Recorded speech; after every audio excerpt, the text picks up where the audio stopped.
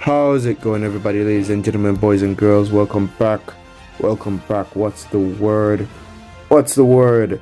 In today's video, it's gonna be a different video of sorts. I'm gonna be going over, or at least attempting to go over, every single facet of Jujutsu Kaisen Phantom Parade for you guys. Call it a beginner's guide.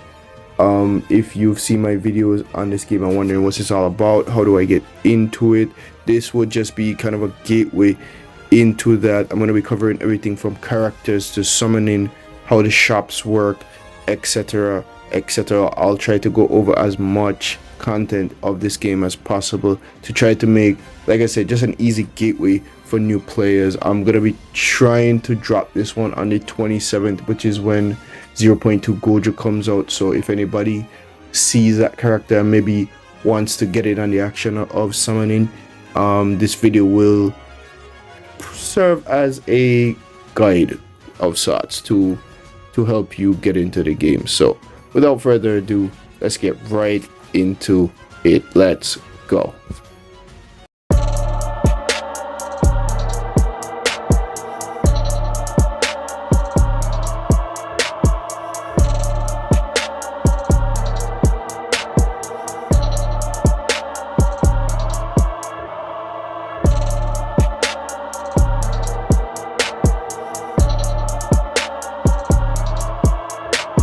Wanted to just explain what JJK Phantom Parade is in case you've never heard of it.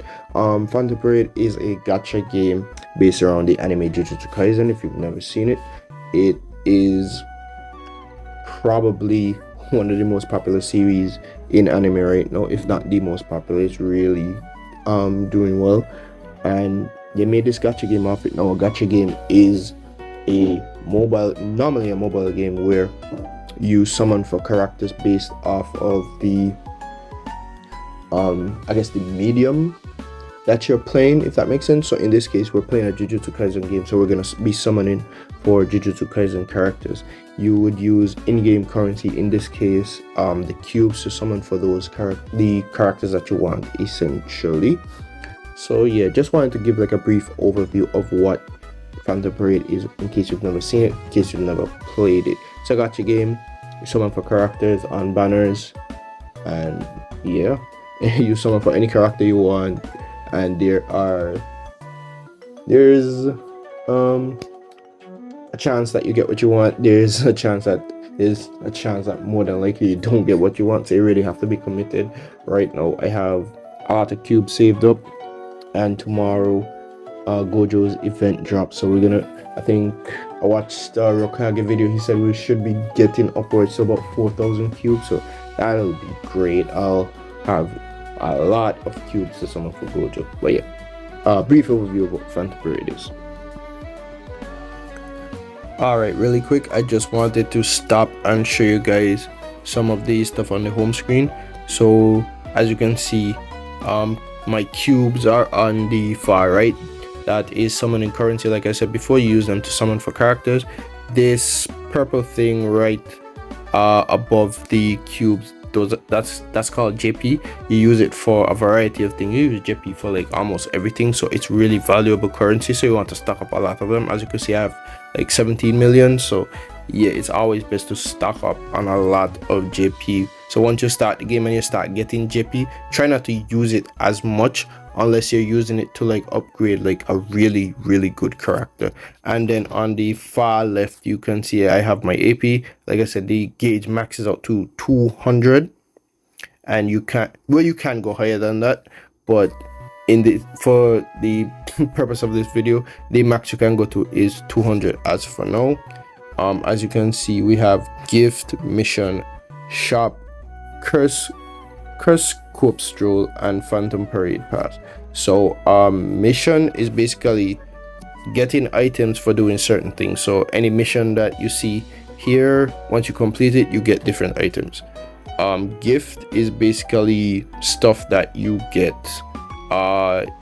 This can be anything from like login bonuses to stuff that the developers give us, like cubes. Once it's an item given to us that we didn't like earn, well, Sometimes we would earn it and they would go into gifts, but most of the time it's like login bonuses and stuff like that. Shop is basically the cube shop. This is for pay to win players, or like myself. I'm not really free to play, but I'm not a pay to win player because I only really spend money on one particular thing. So if you want to be like a whale and spend money on cubes in order to get the units that you want, that is where you'd go.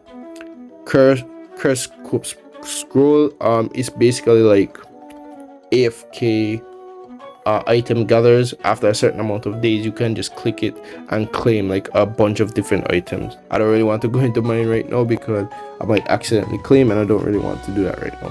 Phantom Parade Pass is something I recommend investing in because it's a way to passively get cubes over time. As you can see, mine has already been done for the month, but once you do missions and then you get a certain amount of points, you up in rank. Once you up in rank, you gain the items that are in that specific slot. So now normally if you don't pay, you would get the normal rewards, which is the ones on top. But if you pay, you get like a lot of good rewards. You get cubes, stuff like that. It's a really good way to rack up like cubes and stuff when the game is dead. Like right now, nothing is going on, there's no way to get cubes, and we have a new unit that's coming on Friday. So you it's only $8. So if you have the $8 to spend, I recommend you just spend money on that. I don't recommend like buying cubes because cubes are like mad expensive in this game for no reason. So I always recommend to people, if you're gonna spend money on this game, buy the Phantom Parade Pass because you would get more bang for your buck that way. Okay, so that's the home screen. There's also the friend invite. If you input a person's code, they get cubes, and if somebody puts in your code, you get cube. So if 10 people input your code, then you get 6,000 cubes. I'm showing my code on the screen because I would love for somebody to use it so I can get some cubes. I really want 0.2 Gojo, so if you guys wouldn't mind, you guys can use my code as well. There's also customization options in the bottom left. As you can see your achievements, leaderboards, stuff like that.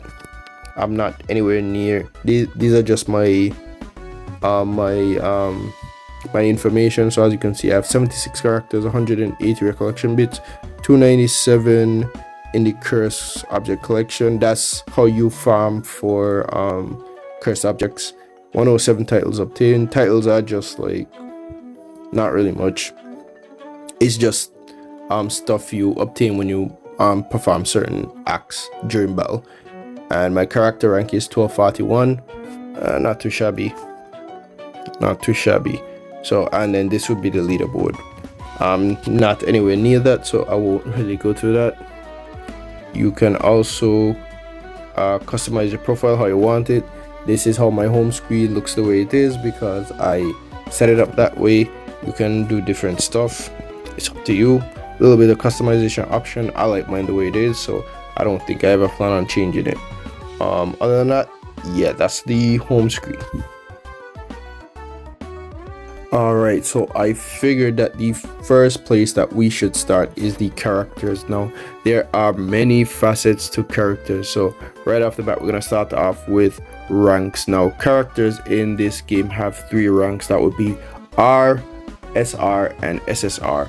R being the worst rank of character and SSR being the best rank of character. And you normally want to be using the SSR characters because their stats are higher. They typically have better skills, better auto skills, stuff of that nature. They're just overall the best set of characters to use. You would just get them by summoning. Now, not only do characters have ranks in this game, but they also have typings or colors. There is blue, which is EI, there's red, which is Gen, there's yellow, which is Ko, and there's green, which is Ya. So 4 different colors in this game. I'm gonna be making a few Pokemon references because this game is quite similar in that regard. So in this game there are only 4 typings. The 4 typings I just named, and in terms of type effectiveness, it literally changes depending on the battle you're in at the time. So you don't, it's not really consistent. You always have to check to make sure every time you go into a battle, check and make sure which typing is strong against which, because for some reason it changes as it goes along. Now each character in this game has only 4 skills. That's right. No matter what rank of character they are, they will only come with 4 skills. These skills are definite, so you could always look up the characters you're thinking about summoning for, check their skills, make sure it is something that you want. Not only do the characters have skills, but the characters' skills have different effects. Well, some of them, not all, have different effects. Some characters' moves have buffing effects, some characters' moves have debuffing effects, some characters' move stuns, stops enemies, etc, etc. A whole litany, a whole host of effects character skills can have. Now, not only can characters skills have effects, but characters can also have auto skills. Now most characters have some sort of auto skills once they are of the SSR tier. A lot of them have more than one. So as you can see, I have Domain Expansion Gojo. We're looking at him right now. As you can see, he has like 4 auto skills. He has the Limitless Curse Technique ability, which puts up auto guard immediately, which means he can't be hit during battle. He has the Zone In, so when he hits a Black Flash, it increases his Black Flash. Sorry, I'm saying it wrong. It doesn't increase his Black Flash rate. It increases his Curse Technique and his crit rate by 30% each. And he also has Emergency. So after a certain amount of turns, he leaves the field, because a character this broken shouldn't be allowed to stay on the field for too long. And this auto skill is just one. It's kind of a manual auto skill. He doesn't really come with it. This is something you would he would get if you upgrade him, and I'm gonna explain a little bit more about upgrading the characters later on. So characters have skills. Their skills can have buffing or debuffing effects, as well as stuns.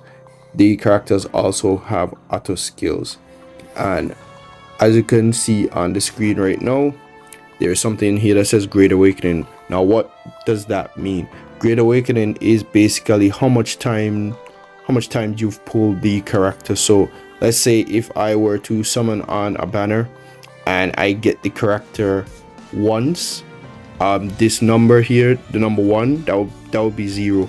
If I were to summon again and pull the exact same character, you would have an opportunity to awaken the character. You would click this that says Awakening, and you would increase that character's Great Awakening. Now the benefits of the Great Awakening vary on where the character is at the time. So since I have Domain Expansion Gojo duped once, you can read a little bit of what the benefits are for that. His HP increases by 25%, his physical technique increases by 25%, as well as his curse technique.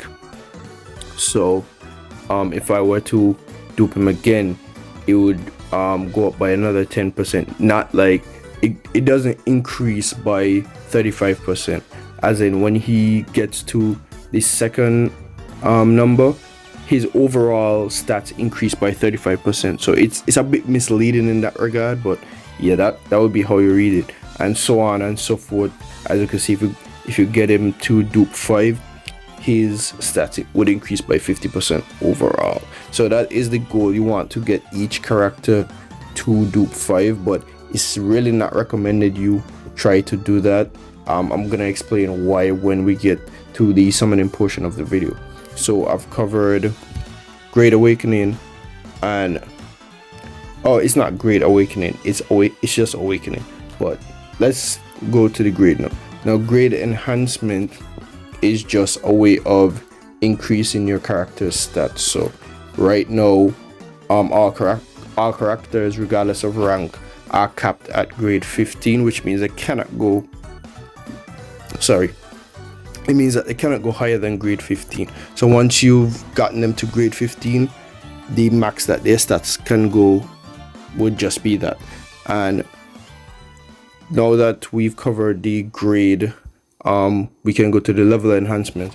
Now typically all characters have a level cap of 140 as of right now. You cannot go higher than level 140, except if you have a phantom seal stamp. Now what a phantom seal stamp does, it allows you to go beyond the level cap by 10 levels. So as you can see, this Gojo has broken the level cap of 140 and is at level 150. So yeah, it's a bit like Pokemon in that regard, where in Pokemon you can't go past level 100, but in this game you can actually surpass the level cap, which is pretty cool in my opinion. There's also skill enhancements. Going back to the skills right now, not only do skills have effects, they also have levels. Now the higher the level goes, the more powerful the skill is. I think that's pretty standard. So the more you up your skill levels, the stronger they become.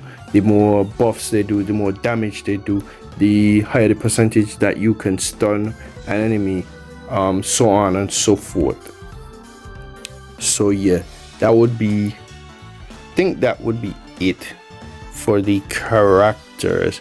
I went over the ranks, the different colors or types, skills, the grade, awakening, as well as auto skills, and then the skill, the effects of each skill that you can use.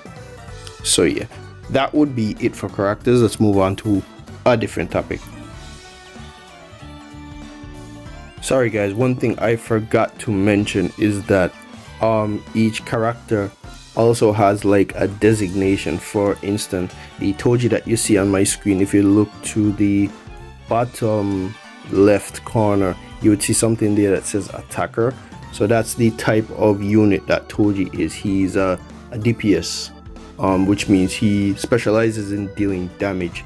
There are other types of units like debuffers, interferers, buffers, stuff like that. So for instance, Megumi here, this Megumi is an attacker as well, which some of these are designated wrong, which is common in gacha games and games of this nature, because Megumi isn't used for attacking, he's mainly used for debuffing and such. So let me just find one. So this Yaga is labeled a debuffer, which is very accurate because that's what he does. His skills debuff the opponent and make them easier to beat. So that's just wanted to include that because that's pretty important when building your team in order to fight enemies. Alright guys, so next thing on the list are your recollection bits. Now think of these as like held items in Pokemon. When you're building your team, you would put them on units and they would give you different effects based on what the recollection bit is. So in this instance, this recollection bit is called non-standard. You would click on it and then you click on the effect. It says triggered upon using any ultimate skill. Okay, so that's very important to note. Some recollection bits can only be used when you're using your ultimate. Some can be used when you're using regular command skills. There are some that can only be used when using command skills, and there are recollection bits that can be used when using command skills or ultimate skills. So in this case, this recollection bit non-standard, you can only use it while using an ultimate skill. It has a limit break of 5. Just think of that like the awakening that we saw in the characters is basically the same thing for recollection bit. You just acquire it using a different method, which I'll show you. And the max level cap for recollection bits is 80, and as you can see, it shows you the effects that it gives to your unit, aside from the 85% curse technique increase it gives to your unit when it fires off its ultimate. It also gives you a 54% 0.9% curse technique increase to its overall stats, as well as 18.3% HP increase.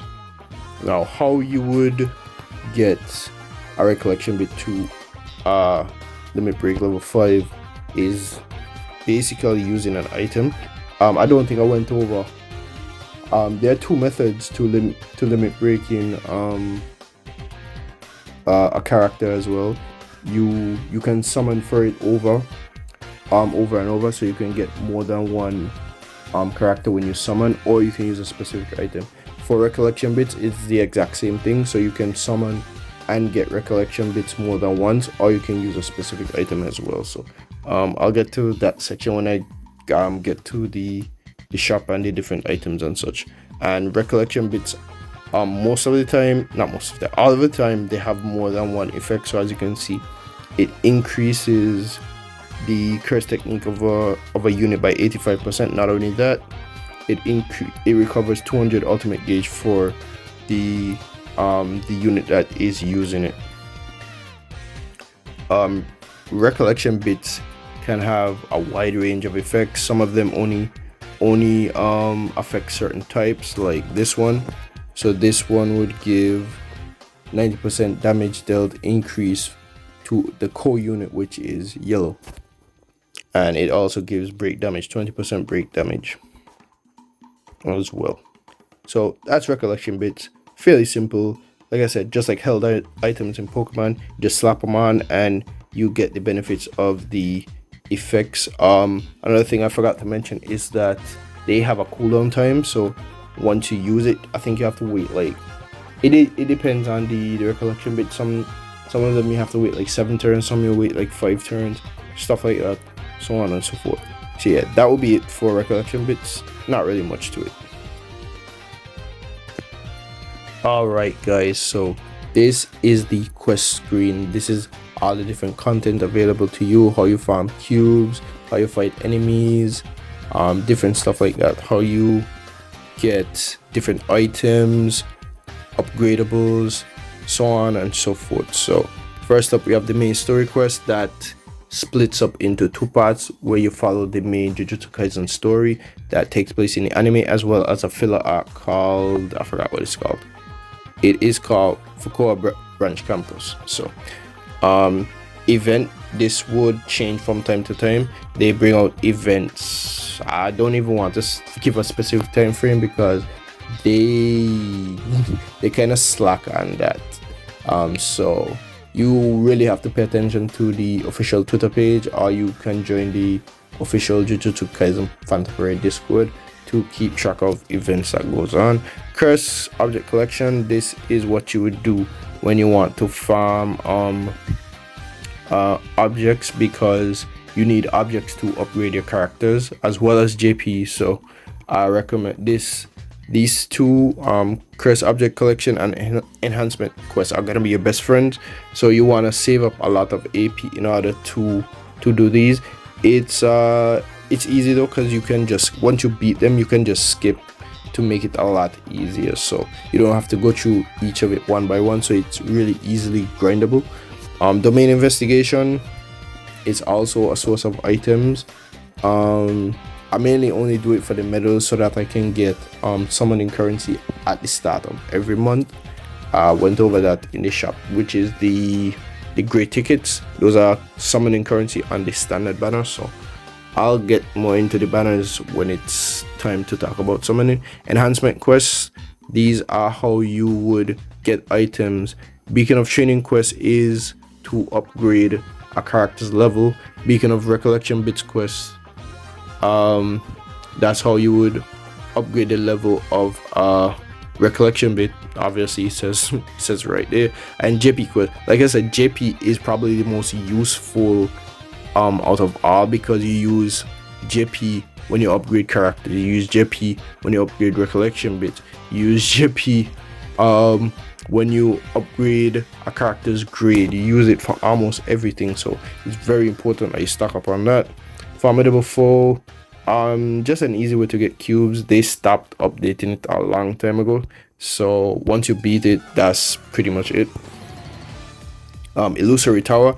This is by far the longest stretch of content in the game right now. I'm not sure how far up it goes. This guide at the right hand side says it goes up to like floor 90. I'm not really sure if that's the highest floor. I think it is, but not really sure. It is a great way to get cubes, different items. This is also how you get phantom seal stamps in order to get your characters past level 140. So it's great. You want to start doing this as soon as possible, or when you get like really good characters, so you can blow through like floors 1 to 30, so you can grind a lot of cubes. That would be really great for you. Curse Spirit Cleanup. This is how you would get item drops to upgrade characters. I don't think I included it in the character section, so I'm just gonna include it right here. The SP potential unlock. So once you do the Curse Spirit Cleanup, you would be able to complete the routes of the characters and their stats will increase. So once you complete the routes, the stats of the characters will go up by the total amounts that you see here. So 70, 270, 80, so on and so forth. And then lastly, in quest, we have Reminiscent Story. Now these are events that have gone by. So once these events gone by, they usually show back up, but these are specific events that I guess don't come back, because I don't know when's the last time I saw this event. So you would need a specific item in order to go into them and do them again. It's a cool way to farm cubes, I guess. It doesn't give you that much, but it's a good way to farm cubes, I guess. Maybe get like 1,000 or so. But yeah, that's the quest section of the screen. Alright guys, so the next part of the video, I'm gonna explain the exchange shop. So as the name suggests, you exchange items in here for different things. So in case there's an event going on, you, in this case Imaginary Realm, you have these medals. You can exchange them for different things here. So if I wanted some phantom medals, I could just get some right now. So it depends on what type of event is going on right now. You can get different things. I wish I had more items to show you, but I kind of already spent a lot of medals on other stuff. So it depends on, like I said, it depends on the event that's going on at the time. Right now it's the Imaginary Realm, but it could be a whole host of different events. So Domain Investigation.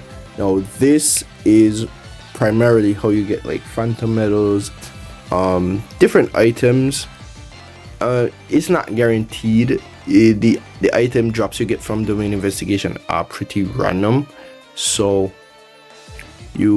it's not really a, how should I say, guaranteed way of getting items. But if you do the Domain Investigation, you get these medals. A lot of these are just medals, and you exchange them for different items. You can get tickets for summons. You can get different crystals for upgrading characters, so on and so forth. I don't recommend you ever buy these curse objects because they are easy to grind for. So don't ever buy cursed objects, and that goes for like anything you can exchange for. And then there is the cube exchange, which is fairly new. You exchange your cubes for different items. Now what are cubes? Cubes are basically summoning currency, so I don't recommend you actually use them to buy items, but some of these items are really good, like this first one, because this, if you get enough of these, you can awaken a character. So you can get a dupe of a character without actually summoning for that character if you get enough of these items. So like I said, the cube exchange is a really good way to get some good items, but I don't recommend it because you need the cubes for your summoning currency. That's how you want to be able to summon for characters. Cursed object. Cursed objects are used for upgrading characters as well as recollection bits. they are easily grindable, so I don't recommend you exchange anything for cursed objects in the shop. So moving right along, clean up metal exchange. The cursed spirit cleanup is basically you fight cursed spirits and they give you some rare item drops, which allow you to upgrade your characters to boost their stats. That's basically it. I've never really exchanged my medals because these medals are extremely rare drops, so I'm not really sure which one I should spend them on, so I kind of just collect them for fun. Now, rare materials, these are probably like the cream of the crop items you want to exchange for. The chaotic Jujutsu crystal, this allows you to upgrade your skills to level 10, which I would have shown earlier in the character section. So when you're upgrading your skills, I think once these skills get to like level 8, you'll have to use the chaotic Jujutsu crystal in order to get them past level 8 into level 10. The SSR soul shard, this is how you would dupe a character without actually summoning for it. So this item is probably the best item, I would say, in the game. You want to get a lot of these for the limited time characters, and this item is to upgrade recollection bits to limit break 5. Friendship points, you can exchange them for different recollection bits and items right here. Gacha points, this is where you would use your pity card to get characters. So like I said, you need 250, well, I don't think I've said it as yet but you need 250 character points in order to pity a character. Pitying a character is basically exchanging points for that character. You have to summon a lot of times in order to get your points up to 250, so it's basically like a last resort if you cannot get that character. So I recommend you save your points for a character that you really want, or characters that are just really busted. Soul shard, this is another way to dupe characters, but these are only characters for standard banner. You need 250 of these items in order to get a dupe for the character. How you get these is you summon on the standard banner, which is the banner that's there all the time, and after you get enough summons, you exchange the points that you get for these items that you see. I forgot what they're called, sorry, I really forgot. And once you exchange them and you have enough, you are able to dupe the character that you are fond of. It could be any character, but it has to be a character on the standard banner, and I'll explain what a standard banner is later on. Phantom Metal, like I said before, this is where you can get some free-to-play units. All of them are SSR. They're pretty outdated, so I don't recommend you actually going for them because they won't serve you much good. Aside from Mahito is actually still used these days just for his ultimate, but other than that, not really much else. Jogon, Hanami, and Dagon, I haven't really seen much people use. And then recollection bits, basically you can exchange, if you don't want recollection bits that you have summoned for, you can exchange them for these blue things, and you can exchange them for stuff. I always recommend getting these because these tickets are summoning currency as well. You can summon 4 characters on the standard banner. Like I said, I'm gonna explain the banners a little bit later, but that's basically the exchange shop. You can exchange for a variety of items here. Pretty cool once you have the stuff that's needed. So on to the next topic of discussion. Right, so now we get to my favorite part of this video. We're gonna talk about summons, guys. So summons are basically how you get different characters. Now, like I said before, you need cubes to summon. As you can see, draw one time, use 300 cubes to draw one time, which I don't recommend. You mostly want to draw 10 times for 3,000 cubes. So as you can see right now, I'm good for at least 12 summons since I have 37,000 cubes. So if I use 36 of those, I can summon 12 times, so I'm good on that. It's basically like low stakes gambling. Summoning is the rates are pretty low to get certain characters. You could check them. You could always check the details here before you summon on them. Not that detail, the gacha details. This would give you all the information that you need about the banner that you're summoning on. I'm not gonna read this, but then you can check the probability of getting them. So as you can see, an SSR character is 2.5%, SR character is 10%, and R character is 37.5%. So if you get a character, you're more than likely getting an R character more often than not.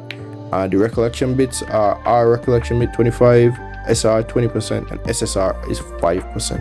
And that's crazy because I seem to get recollection bits more often than not, way more than 5%.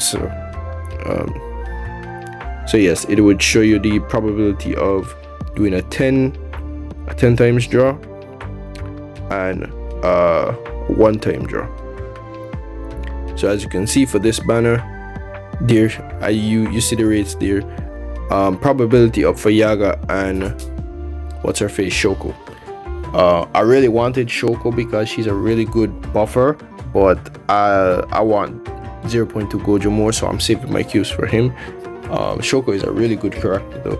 If the banner won't be up by the time this video goes up, but yeah. So to explain banners, there are limited time banners and there is the standard banner. Now the standard banner is always going to be here. You can always summon on it. It has a couple of SSR characters that everybody wants, but you really want the limited time characters because the limited time characters are the more broken, more busted units. Like the one that's coming out on Friday, 0.2 Gojo, is a crazy attacker that everybody would need. Well, I think that it is basically up to opinion and interpretation for yourself if you want that character or not. Some characters are objectively busted, like Teen Gojo, both the yellow one and the green one. And that's the thing, a lot of the same characters have different colors. So there is a red Gojo, there's a blue Gojo, there are 2 green Gojos, and there's a yellow Gojo, and there's about to be another blue Gojo release, so it's crazy. So like I said, there is the standard banner you can summon on. This is limited to certain units. As I said, you can always check the details of the gacha that you're summoning on. It would tell you the probability and the characters you can get on that banner. Now the standard banner would have standard banner characters. Limited time banners you have a chance to get limited time characters.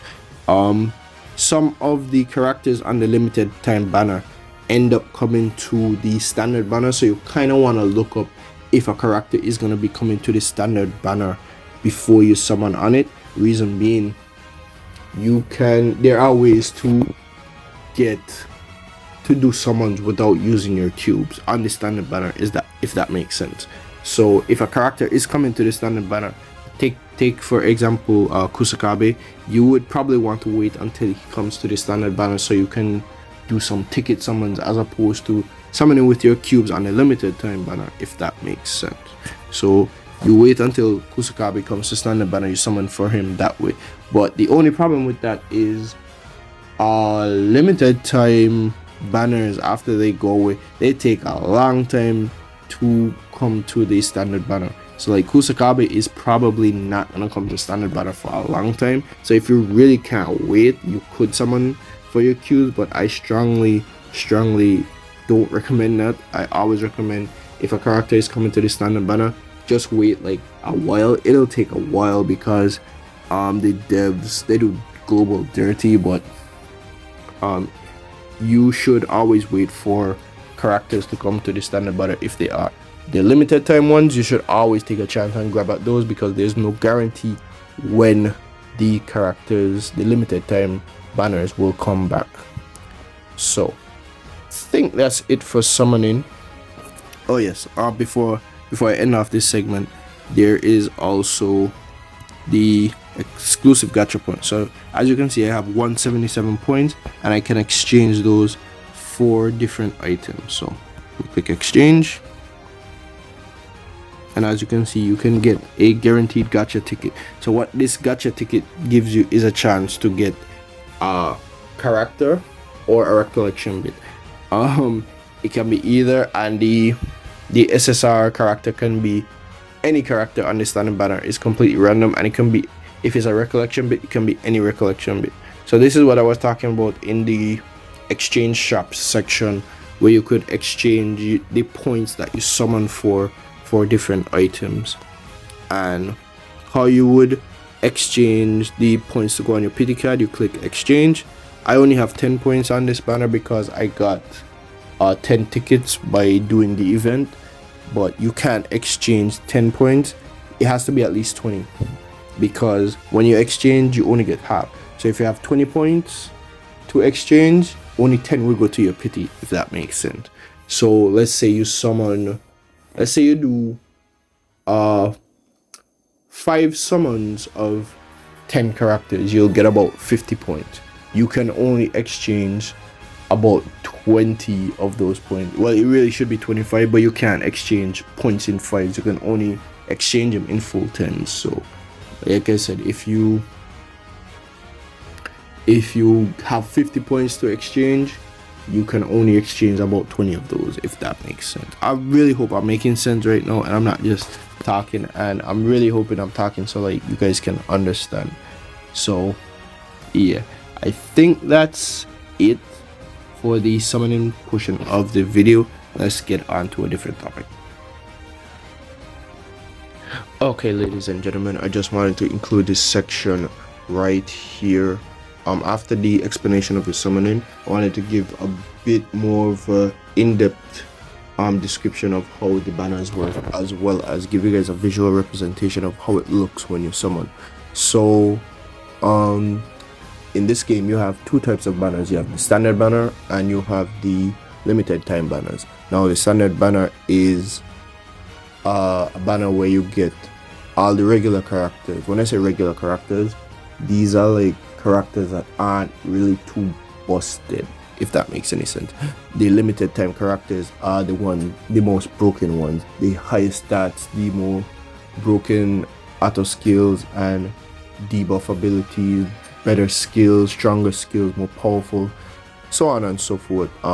The regular characters have the standard banner has some good characters in it, like Toji, as well as Team Gojo and the like. They have some really good characters, but more often than not, the devs of this game give the more broken characters the limited time slots. Now the limited time characters, as it suggests, are only there for a certain period of time. So when these banners show up, you want to summon for them as soon as possible, because there's no guarantee when the banners will come back.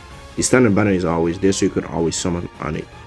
So what you can always do is keep up with the JJK Phantom Parade wiki. They would always tell you if a character is gonna be moved to the standard banner or if it's gonna stay a limited time character. I always recommend checking that out, and you can always check the details of the banner you're summoning on to see which character is there on the limited time banner. More often than not, there will be a picture to show which characters you're going to be summoning for, but you always want to be sure of what you're getting yourself into.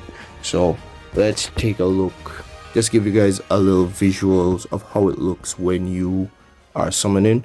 The gray tickets are summoning currency for this standard banner only. Limited time banners have tickets as well, but those look a bit different to the ones you use for the standard banner. So here we go. This is how it looks. This is an older video of mine. So Yuji punches the cursed spirit, and then you see all these flashing colors. You see silhouettes as well as some little blobs. So the silhouettes of people are characters, with the blue ones being rare, the yellow ones being SRs, and the multicolored purple, white, multicolored ones being an SSR character. The little blobs are recollection bits. Same thing applies for those. The multicolored ones are SSR, are recollection bits. The yellow ones are SR, and the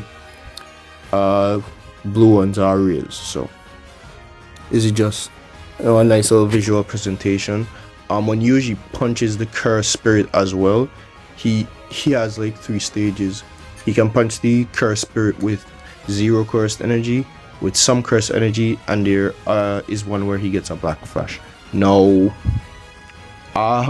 normally getting the black flash is the best, but when you, as you play this game, you tend to realize you could pull SSR characters off of any punch with cursed energy, without cursed energy, and with black flashes. It really depends on your luck. As you can see, I hit a black flash earlier, and I got recollection bits instead of characters. And recollection bits are good, but they're not as good as characters. No, there is also a chance of you getting something called a Gojo animation, which is super rare. I think I've only ever gotten one. You can get a Gojo animation, which basically means that you're guaranteed to get the character, the featured character, on the limited time banner. So let's say we have the 0.2 Gojo banner, which is going up hopefully today. Not hopefully, I think I'm gonna release this when 0.2 Gojo drops. So 0.2 Gojo is gonna drop today. So if you get a Gojo animation on that, you're guaranteed to get the character in that multi.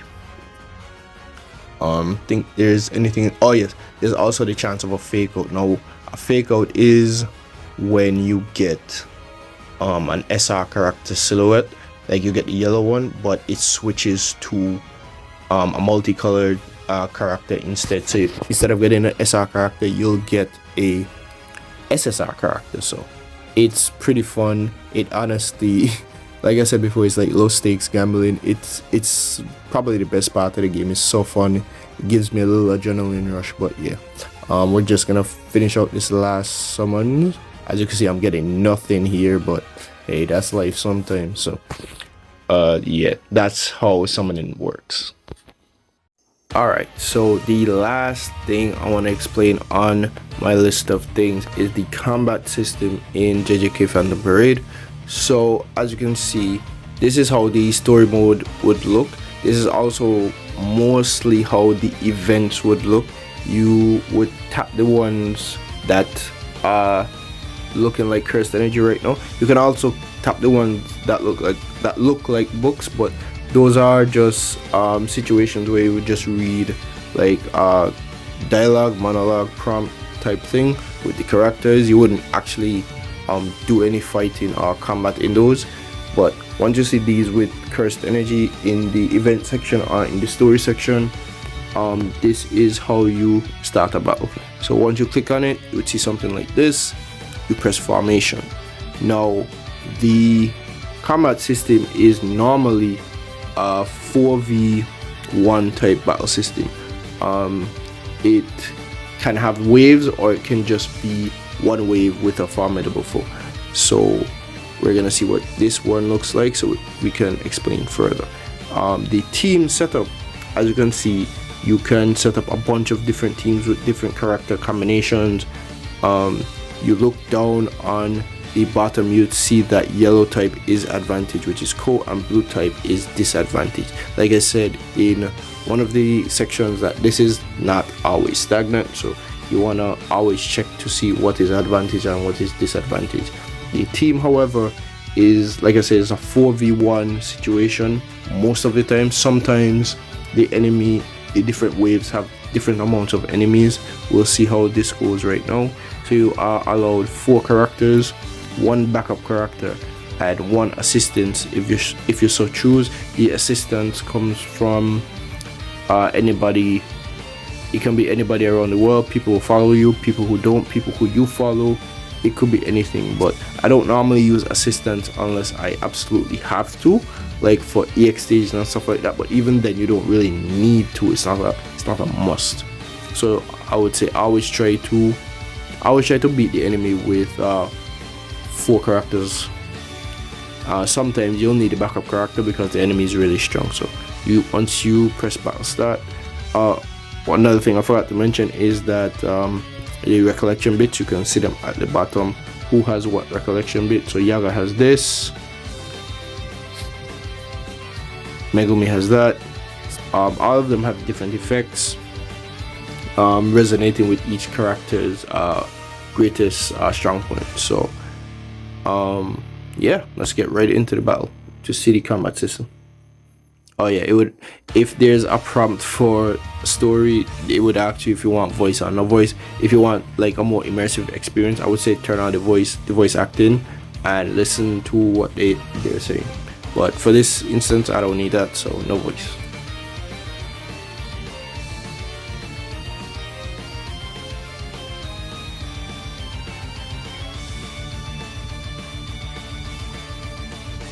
Okay, so for the sake of this video, I'm just gonna skip this prompt and get right to the battle.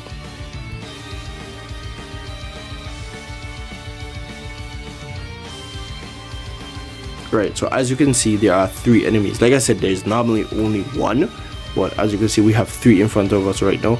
And if you look in the top left hand corner, it will tell you how many waves there are. So we are doing wave 1 out of 3. So I'm gonna use my recollection bit. I'm gonna use my skill 3.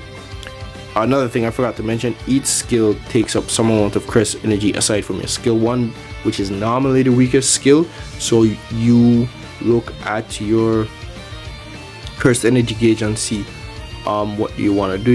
If you want to save cursed energy, you always start off with a skill 1. If you want to use your skills to do a debuff, you look for that skill, you watch how much cursed energy is needed, and you click your moves from there. And another thing I want to mention, if you look at all 4 characters, you see there are certain gauges. You have the health gauge, you have the cursed energy gauge, and the last gauge is the ultimate gauge. And then they have the recollection bit at the top, and at the bottom you would see 2 things in yellow. If you don't know what those are, you can always hold down the character and it would show you what the yellow things mean.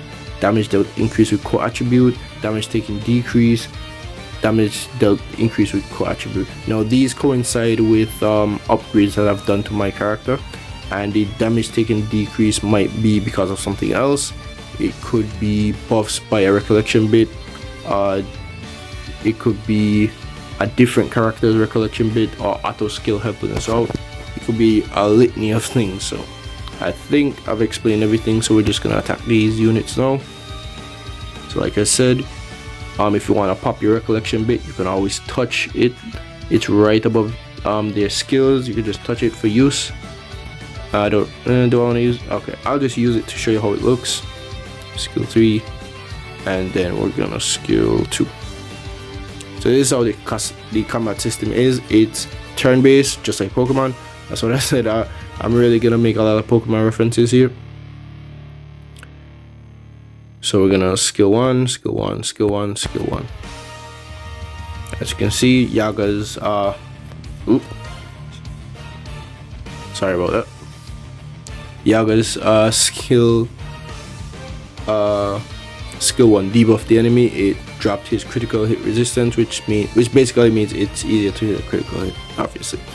So we're gonna skill 3, skill 1, skill 3, and we're gonna skill 2 with Itadori.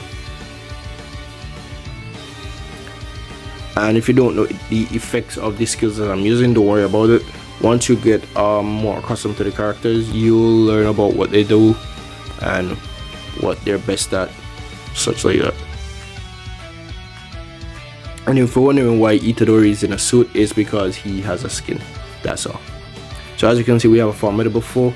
Now the formidable foes have 2 different gauges, as the older ones, the ones that we've beaten just now, they only had health gauges, but the formidable foes are a bit tougher and they have break gauges. Now what are break gauges? When you are going up against extremely tough enemies that have massive amounts of HP, sometimes dealing damage for the KO isn't enough. You might want to break. That's where the break gauge comes in. If you are able to bring down the break gauge, the enemy will be unable to move for a certain amount of turns. They take more damage in that state. It's called a break state, and the enemy stays in it for 2 turns if I'm not mistaken. So what we are gonna attempt to do is break the enemy right now. I'm just gonna use Yaga's ult. I'm gonna use Megumi's skill 1, Kaito's skill 1. I'm not gonna use Itadori's ult because he might just knock out the opponent, so I'm just gonna use the skill 1 for now and see how this goes. Oh, we get the full animation, which means we kill the enemy. Well, we didn't get to see the break, but what would happen is that, like I said, the enemy would just not be able to move. They would take increased damage as well. But I think that's a great place to stop it there. I think I would have gone through every single facet of the game. If I didn't, I'll probably like splice it in before this section, because I think I want this section to be the final part. So I'll splice it in above. If I forgot anything, I'll go over the video and I'll try to just inject it somewhere else. But thank you so much for watching this video. It took me a while to record, I know, but I really wanted to make sure I had everything down pat. If I did a poor job at this, just let me know. I'll try to fix where I made mistakes. If you like this video, be sure to leave a like, consider subscribing. I'll be covering Phantom Parade for its entire lifespan, but I just wanted to say thank you once again. If you made it all the way to the end, it really does mean the world to me. I have been Zulu. Thank you so much for watching again. Goodbye and good night. Bang. Deuces.